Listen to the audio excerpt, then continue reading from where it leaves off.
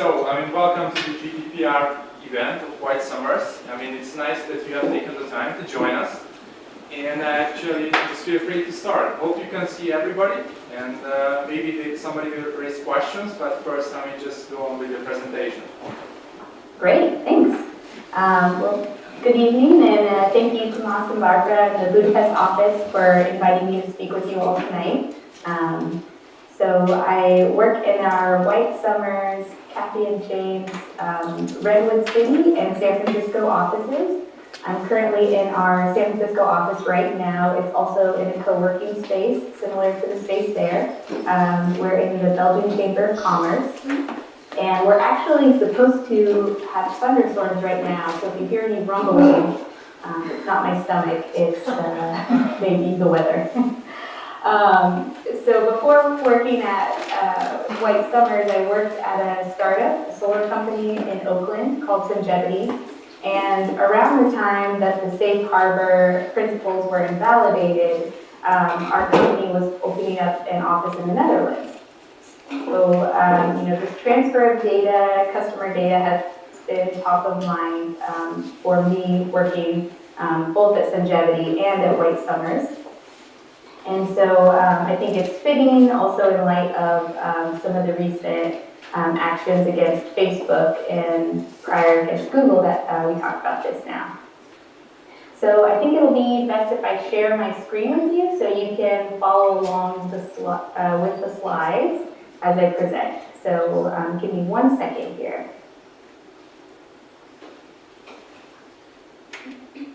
Okay.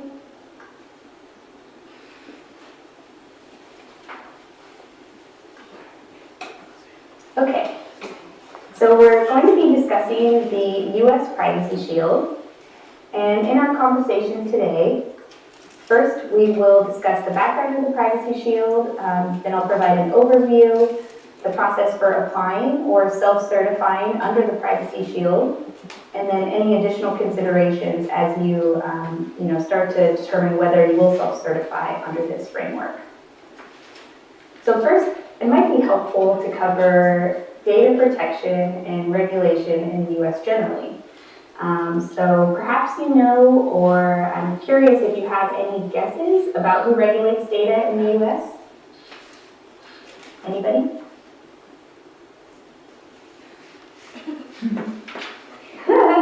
Okay. Well, you may have heard about one of these organizations recently in the news. At least it's been the talk of the town over here. But first, the U.S. Department of Commerce administers the Privacy Shield program. So the department is an executive department of the U.S. government, and they're tasked with gathering economic and demographic data for businesses and government decision-making. The department helps set industrial standards, and its main purpose is to create jobs and promote economic growth and encourage sustainable development. So the agency that's more at the forefront of the Privacy Shield regulation is the FTC. So the Federal Trade Commission enforces the promises that companies make under the Privacy Shield framework. So the FTC is a federal agency. They're tasked with a mission to protect consumers and also to promote competition. The FTC protects consumers by stopping unfair, deceptive, or fraudulent practices in the marketplace, and they promote competition by keeping prices low and the quality and choices of goods and services high. So what's important to our discussion is that the FTC may gather and compile information and investigate the organization, business, conduct, practices, and management of any person, partnership, or corporation engaged in or whose business affects commerce. So this is pretty broad sweeping authority. It basically means anyone or company that sells goods in the U.S. And so there are a few exceptions to the FTC's regulation authority, but we'll get to that later. And as you may know, currently the FTC is looking into bringing an enforcement action against Facebook. And to date, over 500 cases have been brought by the FTC that protect privacy and security of consumer information. So some of the types of claims that the FTC will bring against companies are for companies that either fail to properly dispose of sensitive consumer data, fail to secure consumers' personal information, deceptively track consumers online, spam consumers, install spyware or other malware on consumers' computers, or improperly collect and share information on mobile devices. So how did we get here?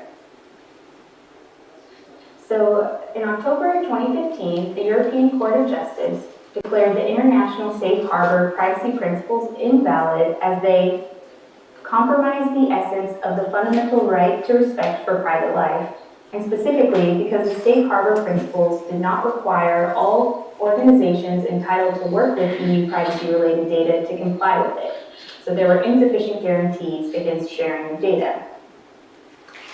What followed was that the European Commission and the US government initiated talks to not only remove the Safe Harbor privacy principles, but also to build a new framework for transatlantic data flows. On February 2nd, 2016, the EU Privacy Shield was born.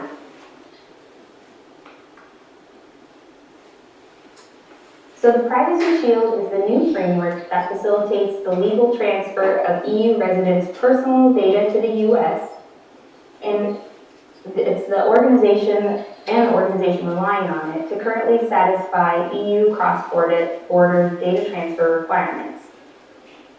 At present, it is an operational mechanism for this lawful transfer of data for organizations registered and operating under the framework. So now let's talk about the framework. The framework was designed by the US Department of Commerce and the European Commission. It's a mechanism, as I described, to comply with EU data protection requirements. But what's important is that it's deemed adequate to enable data transfers under EU law, whereas the previous Safe Harbor principles were deemed inadequate.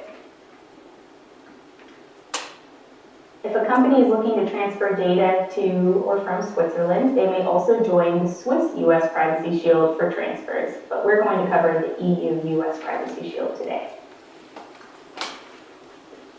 So the Privacy Shield covers any type of personal data transferred from an EU entity to the US. So maybe you're thinking this sounds pretty cool, and you're curious who can join. So I'm going to use the term company here because that applies to most of you, but I want you to know that we'll be discussing all types of entities that can join or self-certify under the Privacy Shield. So Tomas and Barbara gave me a brief overview of the types of businesses we have present here today, but I'm curious if we have any insurance companies in the audience? No. No? How about any airline representatives? Wizz Air? Unfortunately, no, so not yet. Not yet, okay. How about any banks? Excuse me, can you repeat it, please? No banks, okay. So, under the Privacy Shield, any company that is subject to the jurisdiction of the FTC or the U.S. Department of Transportation can self-certify, with a few exceptions. So as I mentioned, the FTC regulates broadly anyone who participates in commerce in the U.S., with the exception of banks, savings and loan institutions, federal credit unions, mail carriers, airlines, and telecommunication service providers. So likely you can all self-certify if you have a company or subsidiary in the US. The FTC also doesn't have jurisdiction over most nonprofit organizations. So to join the Privacy Shield framework, a US-based company is required to self-certify to the Department of Commerce and publicly commit to comply with the framework's requirements. Joining the Privacy Shield framework is voluntary, but once an eligible participant makes the public commitment to comply with the framework's requirements, the commitment will become enforceable under US law. So you may want to know, what requirements you're signing up for before self-certifying. So let's discuss the key new requirements under the Privacy Shield, and these are either enhanced or new requirements from the Safe Harbor principles. We'll go into each of these a bit deeper, but here's a brief overview so you know what you're up against. Under the Privacy Shield framework, a participant must inform individuals about data processing, provide free and accessible dispute resolution, cooperate with the Department of Commerce, maintain data integrity, ensure accountability for data transferred to third parties, be transparent with enforcement actions, ensure commitments are kept as long as data is held. So jumping into the first requirement, that a participant, such as your company, must inform individuals about data processing. So a Privacy Shield participant must include in its privacy policy a declaration of its commitment to comply with the principles. As soon as you do that, the commitment becomes enforceable under U.S. law. So it sounds pretty easy. You just list in your privacy policy that you commit to comply with the Privacy Shield. But there's a little bit more. Privacy policy must also list, once it's available online, a link to the Department of Commerce's Privacy Shield website, and also a link to the website or complaint submission form that is available to investigate individual participants. You, as a Privacy Shield participant, must also inform individuals or your users of their right to access their personal data, a requirement to disclose personal information if requested by public authorities, which enforcement authority has jurisdiction over your company, and your company's liability in cases of onward transfer of data to third parties. The next requirement is that you provide free and accessible dispute resolution. And this is arguably one of the biggest changes under the Privacy Shield framework. So under the Privacy Shield, your users may bring a complaint directly to your company, and your company must respond to the individual within 45 days. The FTC recommends appointing a specific person in your company to handle these complaints to make sure that you don't miss this deadline. Privacy Shield participants must provide, at no cost to the complainant, an independent recourse path by which each individual's complaint and disputes can be investigated and expeditiously resolved. One of your users may also submit a complaint to the DPA in the EU. And the Department of Commerce has committed to receive, review, and undertake best efforts to facilitate resolution of this complaint and to respond to the DPA within 90 days. Privacy Shield participants must also commit to binding arbitration at the request of the individual to address any complaint that has not been resolved by other recourse and enforcement mechanisms. The next requirement is that you cooperate with the Department of Commerce. So this one's pretty straightforward. Just requires you to respond promptly to any inquiries by the Department of Commerce. If they request any information relating to your commitment to the Privacy Shield principles or the framework, you'll have to respond quickly and thoroughly. Next, you're required to maintain data integrity and comply with the purpose limitation. So what this means is that Privacy Shield participants must limit personal information that is shared to the information relevant for the purposes of processing. This means that you can't share all of your users' information, has to be limited in scope to the need for processing, and it also must be compliant with the new data retention policy under the GDPR, and you also must tell your users exactly what information you'll be sharing. The next requirement is a little bit more heavy-handed. So you need to ensure accountability with data transferred to third parties. So if you're transferring personal information to a third party acting as a controller or processor, in the case of a controller, you must transfer data only for limited and specified purposes consistent with the notice provided to the individual. So as I mentioned, you're only allowed to share information that you specifically list to your user that you will be sharing with third parties. Also requires you to enter into a contract with this third-party controller, specifically saying that data may only be processed for limited and specified purposes, consistent with the consent provided by the individual, and that the recipient will provide the same level of protection as the principals. This third party must notify you if it can no longer meet the level of protection required by the Privacy Shield principles. So if you're sharing third-party data or data with a third party that's acting as an agent, a Privacy Shield participant must transfer this data only for limited and specified purposes. You have to determine that the third party you're working with can provide at least the same level of protection required under the Privacy Shield principles. You have to also take reasonable and appropriate steps to ensure that they're processing that information in that manner. So this requires oversight by the company. You have to require them in the contract to notify you if they can no longer meet this level of protection. And if they notify you that they can no longer meet this level of protection, you need to take reasonable steps to stop and remediate unauthorized processing, meaning that you either need to end the data sharing or look for another provider or find another way to meet these privacy certification principles. Also, upon the Department of Commerce's request, you'll have to provide any agreements that you have with these third-party contractors.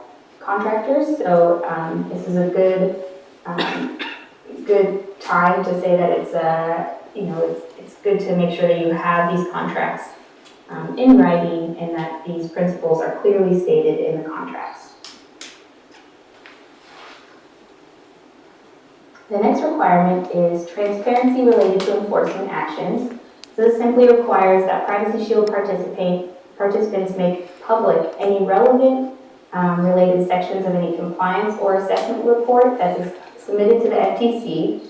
So if you are subject to an FTC or court order based on non-compliance, you'll have to publicly list this. You can't hide it from your users. And the last requirement under the Privacy Shield framework is that you need to ensure your commitments are kept as long as data is held. So this means that if an organization leaves the Privacy Shield framework, it must keep such data that was collected under that framework subject to the principles. So this means that even if you don't annually certify or your certification lapse, that the data that you collected prior to that lapse is still subject to the Privacy Shield principles. Okay, so next, say you're not quite ready to self-certify, but you're transferring data to a US-based company that claims to be self-certified. So before transferring data, it's in your best interest to determine whether that company actually holds an active certification. All US-based companies having successfully completed the self-certification process are listed on the US Department of Commerce website.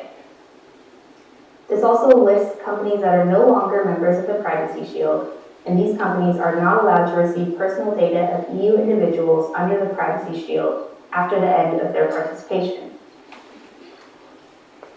The list also provides information on the types of personal data a US-based company has certified for. So this will list either HR or non-HR data, and it will also list the company's use of that data. The The fact that the recipient in the US is a member of the EU-US Privacy Shield will enable European businesses to comply with the national laws implementing Article 25 of the EC Directive.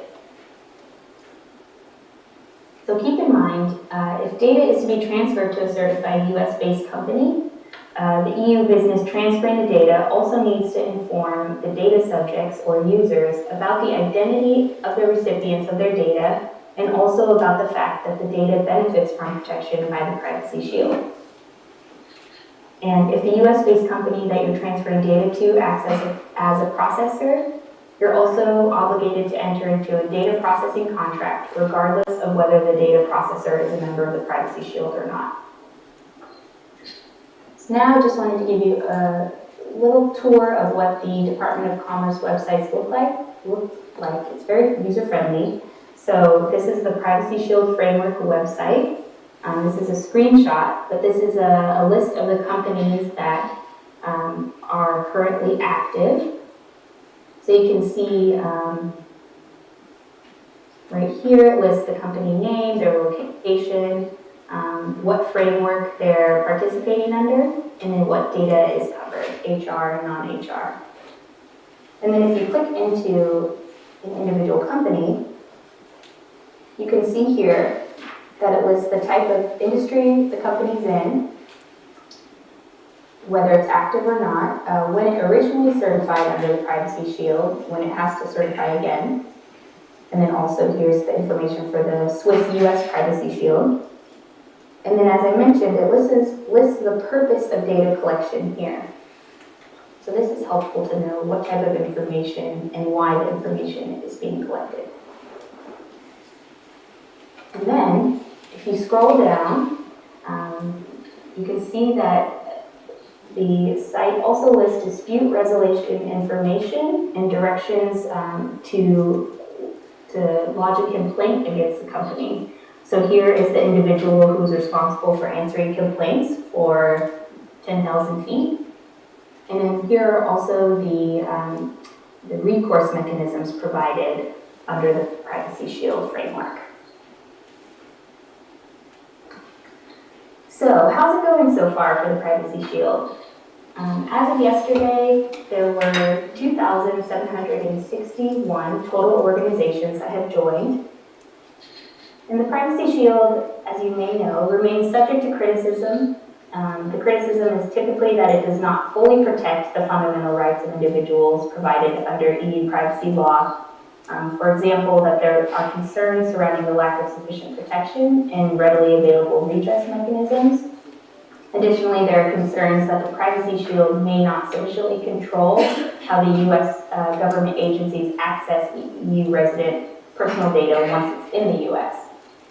However, the FTC brought 39 cases for lack of compliance with Safe Harbor, and it will continue to pursue enforcement under the Privacy Shield framework if companies mislead consumers about their participation in Privacy Shield or other privacy certification programs.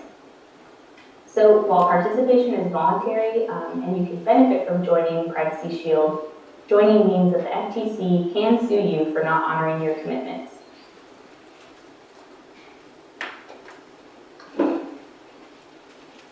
So this may seem like a lot for either you or your legal team or us to undertake, but I'd like to leave you with some advice that can help you to prepare to self-certify as well as generally be more compliant with your privacy requirements and keep your users happy. First, describe your data practices accurately. And this may seem like a no-brainer, but it's really helpful if you describe your data practices accurately both in your privacy policies and elsewhere. Express and implied statements about how you handle consumer data are claims subject to the FTC Act. So be careful when you adapt a template or industry sample for your company's privacy policy. Make sure that the practices described in there reflect your practices. So you need to ensure, if self-certifying under the Privacy Shield, that all Privacy Shield requirements are covered. This also may seem circular, but just make sure that each section accurately reflects your company's practices. And if your company did participate in the Safe Harbor principle, review your privacy policy to make sure that there aren't any outdated references to participation in that program. It's also advised to build compliance checks into your business. So as we all know, technology changes fast, and companies' practices can change even faster. So data compliance should, oops, a little echo, should not be a box that company checks as soon as it posts a privacy policy online. So you should periodically review your privacy policy and set calendar reminders to check whether your Privacy Shield certification has expired once you certify. The FTC will pursue an enforcement action against a company if it makes false claims about participation in the program. So that's about it on my end. Curious if you have any questions.